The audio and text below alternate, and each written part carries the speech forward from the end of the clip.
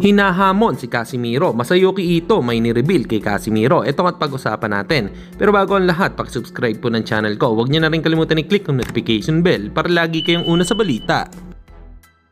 Pag-usapan nga po natin mga kaboxing, dating nakalaban ni former 3 Division World Champion Janrel Cuadro Alas Casimiro na si Yukinori Uguni ay sinabi nito na gusto niyang muling makalaban si Cuadro Alas or mag-rematch. Sinabi niya ito matapos manalo sa ating kababayan na si John Estrada, first round technical knockout. Anong masasabi niyo dito mga kaboxing? Okay lang ba na mag-rematch ang dalawa? Comment lang kayo sa ibaba.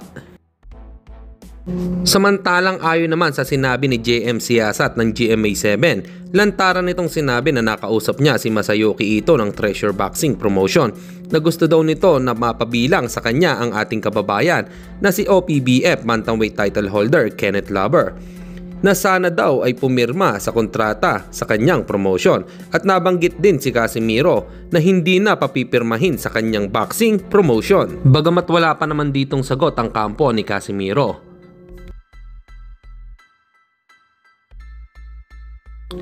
At sa kabilang balita naman tayo mga kaboxing, Casimiro may binanggit kung ano ang nagpapalakas sa kanya. Ito nga at panoodin natin ang naturang video. Ayun guys, ito yung banana dito sa planeta natin. So hindi pwede na hindi tikman ni Cuadro Alas. Ito yung pampalakas natin. Ito yung nagkapa-energy ng katawan natin, mother father. Wow! Ang sarap! Abangan na nga lang natin mga kaboxing kung mapapalaban ngayong taon si Angas ng Pinas. Hanggang dito na lang muna ang ating balita. Dito na lang ang aking boxing news report. Babu!